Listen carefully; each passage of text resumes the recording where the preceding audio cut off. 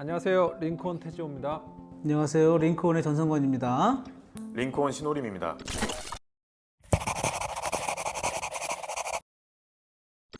네, 오늘 우리가 나눌 내용은요. 지난 시간에 여러분들 영상 보신 분들 기억하실 겁니다. 지난 시간에 우리가 한류에 대해서 얘기를 했었죠. 네, 그래서 사실 이제 한류를 지난 시간부터 우리가 계속 링크온을 좀 해왔어요. 그래서 봉준호 감독 얘기도 했었고, 그리고 또 이제 BTS, 그리고 또 이제 지난 시간에 이제 한류의 전망까지 다뤄봤습니다. 오늘은 이 한류에 이어서 어떤 얘기들이 또 이제 링크가 되는 건가요, 그럼? 한류라는 것이 기본적으로 문화를 다루고 있기 때문에 우리나라의 그렇다면 대중문화는 언제 부흥을 했고 언제 그렇게 많은 장르로 분화가 돼서 향유가 되었을까를 고민하다 보면 결국 1990년대로 돌아갈 수밖에 없을 것 같습니다. 네. 그래서 지금 신쌤이 얘기해 주신 것처럼 1990년대라는 시대, 그리고 1990년대 문화라는 것을 우리가 이번 시간 링크로 잡고 한번 그러면 이 시대에 어떠한 문화적인 모습들과 그런 특징들이 있었길래 지금에 이르렀는지에 대해서 한번 살펴보는 시간을 가져보도록 하겠습니다. 그런데 사실 이제 90년대만 우리가 오늘 얘기하지는 않을 거고요. 저희가 지금 하고 싶은 얘기는 90년대라는 것을 주목할 필요는 있다. 하지만 지금 2020년대에도 이 90년대에 대한 자양분이 아직도 유효하고 그것에 대한 연속성, 물론 이제 단절을 얘기할 수도 있음에도 불구하고 어쨌든 이 90년대를 한번 짚고 이 흐름을 쭉 이어서 지금 2020년대까지 한번 살펴보는 시간을 가질 텐데요. 90년대가 벌써 한 20년, 조금 잡아 한 20년, 길게 잡아 한 30년 정도가 이제 지난 그런 이제 시점입니다. 이제 한 시대가 이제 10년 정도 되니까요. 그러면 각자 이제 저희가 90년대 어떻게 기억하고 있는지. 아마 제가 생각할 때 가장 큰 거는 민주화 운동 끝난 시대거든요. 아마 94년을 기점으로 해가지고 어떤 이념을 가지고 살았다면 무슨 정권의 교체라든가 예를 들면 민주화를 일으켜야 된다라는 목표 지점이 있었는데 90년대는 그게 사라져버린 시대이기 때문에 또 새로운 물결들이 문화적으로 들어오기 때문에 아주 복잡한 시대였다. 또 외국 생활하다가 들어와서 그 시절을 한국을 처음 마주했을 때 사실 메가 이벤트 위주로 좀 기억이 나거든요. TV를 통해서 봤지만 92년에 릴레하메르 동계올림픽, 94년에 미국 월드컵, 98년 프랑스 월드컵 이 과정 속에서 또 TV로 바꾸면은 96년 정도엔 데뷔한 이제 H.O.T라든가 제스키스라든가 네, 아이돌. 그 전으로 좀 가보면 서태지와 아이들과 같은 그룹들 이런 것들이 주로 이제 기억나고요. 사실 저는 90년대를 중학교, 고등학교, 대학교 일부 그리고 군대까지 경험했습니다. 저는 90년대 그런 여러 가지 그런 이제 개인사적인 어떤 그런 그 흐름이 있었던 것 같고 문화적인 말씀하셨으니까 그 소위 이제 그 X세대라고 칭해지는 문화들이 좀 기억이 나고 또 그 X세대를 저희라고 얘기했었던 것 같아요.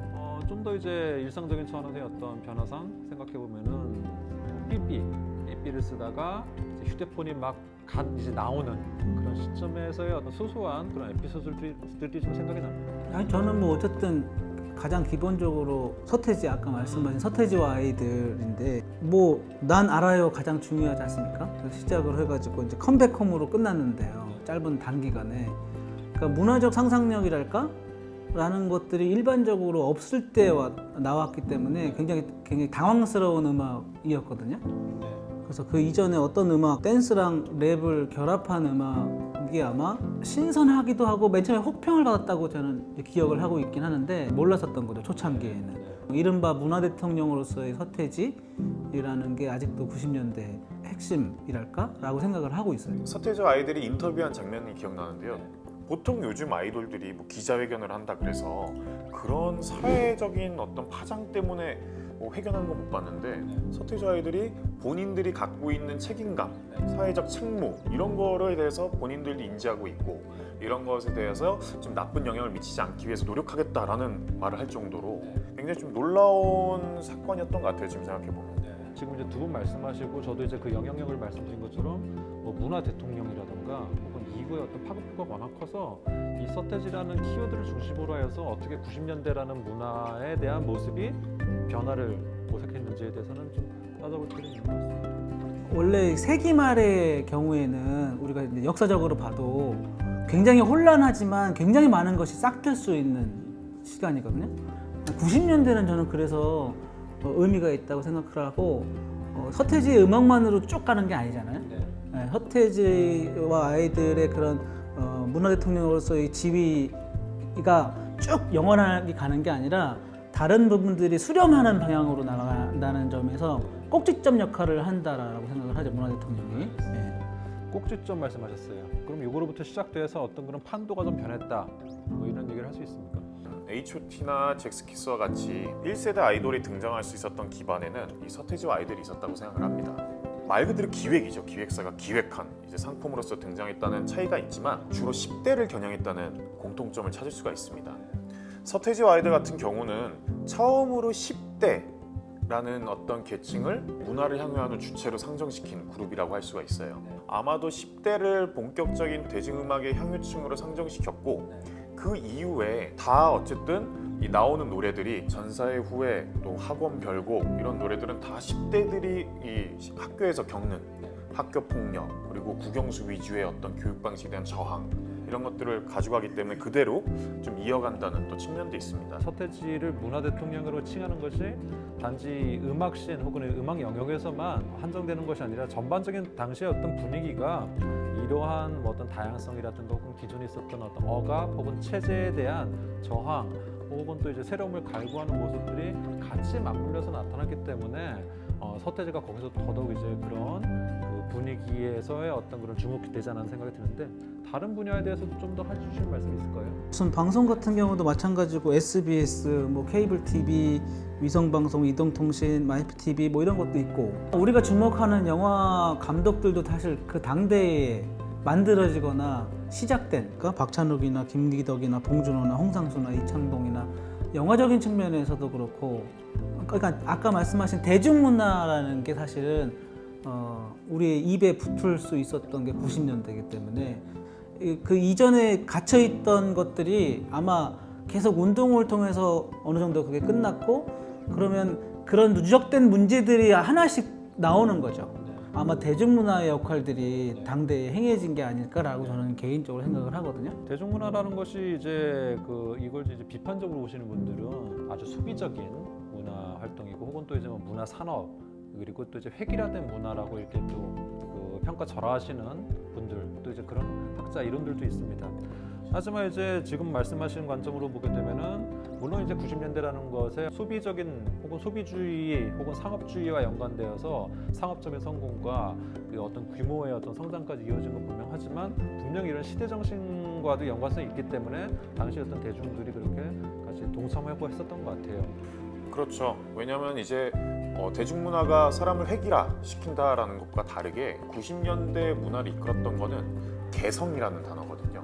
그래서 당시에 뉴스 보도에도 많이 나오지만 특히 패션 그리고 걸음걸이 뭐 여러 개가 남들과는 차별되는 나만의 것을 찾으려는 것들이 많았고 그래서 어떻게 보면은 어떤 집단주의에 익숙했던 80년대 이후에 90년대는 이 개인들이 원자화 돼가지고 자기만의 길을 좀 탐색하는 가운데 그렇기 때문에 내가 좋아하는 가수들, 내가 좋아하는 문화들이 다양화될 수밖에 없는 것이죠. 그래서 뭐 서태지와 아이들로 시작해서 H.O.T로 이어지는 그런 어떤 아이돌 계보가 있다면 사실 우리 신승으로 대표되는 어떤 발라드 계보들도 그때 있었고 그리고 트로트가 심심치 않게 가요 톱10이나 이런 가요 프로그램에서 1위를 차지하고 굉장히 어떤 다양성이 문화의 어떤 이 요소들로 자리 잡았기 때문에 획일화는 좀 후대 일어난 것이 아닌가라고 보고 있습니다. 제가 이제 90년대 초창기에는 대학 문화를 보면 군대 갔다 오면 선배들이 다 군복을 입고 다녔거든요. 네? 학교에서요? 네. 근데 이제 그게 이제 중반, 후반이 될수록 이제 사라지는 거예요. 여하튼 그 대학 문화만 한 꼭지만 봐도 문화가 확 바뀌고 있어요. 그러니까 사실 대학 문화가 그렇게 빨리 바뀌지 않았었거든요, 이전에는. 근데 90년대부터는 굉장히 시기적으로 빨리 속도전처럼 굉장히 빨리 바뀌었다고 생각을 해요.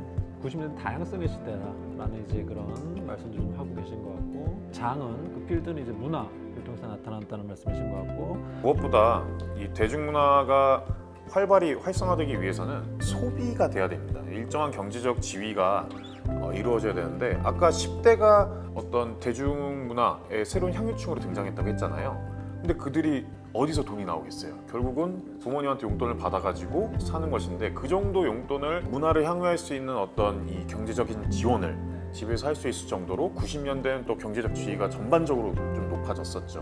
뭐 패션에 대해서 내가 뭘 하고 싶다 그러면은 옷을 가서 사고 90년대라는 분위기 자체가 한국 사회 내에서 이렇게 문화적인 이런 모습으로서 우리가 이렇게 얘기를 할 수 있겠지만요. 사실은 그 전 세계적인 어떤 그런 흐름이라든가 이 세계사적인 흐름 속에서 이제 90년대를 보게 되면은 이념에 대한 시대가 이제 종식되는 시점이 이제 90년대다 보니까 그걸로 인해서 여러 가지 어떤 개방화라든가 세계화에 대한 물결도 우리가 같이 받아들여서 여러 요인들에 의해서 이런 모습들이 나타나는 것 같아요. 그러니까 90년대는 말씀하신 것처럼 신자유주의 물결이 들어왔고 우리 정부는 문민정부가 등장을 했고 그래서 다양한 시대 변화상에 따라서 그러니까 사회 변동이죠. 90년대에서 변곡점을 찾아라. 그러면 저는 97년 그렇죠. 네. IMF라는 때에 그러니까 그때가 아마 그때를 경험한 친구들하고 경험하지 못한 친구들이 또 아마 지금 젊은 친구들은 아마 또 다를 거예요. 저는 이제 원래 개인과 개인이 접속하기 위해서는 이 오프라인이란 공간이 필요했는데 이 90년대 같은 경우는 PC 통신을 시작으로 온라인 상에서의 어떤 접속이 이루어지기 시작을 했습니다. 그래서 통신을 통해서 제가 그 안에서 향유되는 여러 가지 어떤 소설들 아니면은 뭐 채팅 이런 걸 통해서 뭐 사진을 주고받을 수도 있고 그러면서 점차 인터넷이라는 것이 만들어지게 되고 점점 접속 속도가 빨라지게 되면서 그 90년대 이후 2000년대 이런 것이 지금 일반화가 됐다고 할 수 있겠죠. 서태지가 됐든 영화가 됐든 무엇이 됐든 간에 미디어라는 환경 속에서 이런 것들이 이제 확산될 수밖에 없었던 것이고 그리고 또 이제 그 IMF 말씀하셨지만 경제적인 어떤 기반과 밀접하기 때문에 이런 이제 문화가 또 이제 확산됐다는 얘기를 하셨는데 결국 이 두 문제가 2000년대까지 이제 영향을 미치는 것이죠. 그렇죠. IMF 같은 경우는 사실 이제 한 2년 정도 되면은 어쩐지 우리가 이제 졸업했다고 선언을 합니다. 선언하지만 그것이 끝나는 시점에 그 결국 이제 그 새로운 2000년을 맞이하는 이제 그 밀레니엄 시대가 되는 것이죠. 그래서 새로운 기대감과 그리고 이제 IMF를 극복하고 나서의 어떤 그런 그 어떤 기대감, 또 다른 어떤 그 새천년에 대한 두려움 이런 것들이 같이 공존하고 있었고 이미 또 이제 일상생활에서는 신선생님 말씀하신 것처럼 미디어라는 것이 이렇게 계속 이렇게 아주 저변화되고 새롭게 계속 이제 다변화되는 그런 어떤 상황인 것 같습니다. 뭐 각자 이메일 주소를 만들기 시작하고 같이 모일 수 있는 커뮤니티 같은 것들, 뭐 인터넷 카페 아니면 인터넷 커뮤니티가 점점 활성화되는 시기였기 때문에 자신이 찾지 못했던 나와 관심사를 같이 하는 사람들을 온라인에서 만날 수 있다는 그런 어떤 기대감 그리고 어떻게 보면 그것이 오프라인 모임까지 이어지면서 그 설레는 그 감정들 그게 어떻게 보면 영화 접속 같은 데서도 그런 것들이 나타나잖아요. 이미 이제 그러니까 이제 그런 이제 기대감들이 그런 이제 미디어를 통해서 그런 징후들이 이제 나타나고 있는 것이죠. 근데 뭐 어쨌든 새로운 밀레니엄 하면 기대도 있지만 두려움도 있잖아요. 네. Y2K 네. 휴거설도 있었고 Y2K도 있었고 뭐 하여튼 그런 것들 때문에 저는 굉장히 두려웠습니다. 휴거가 될까봐. 네.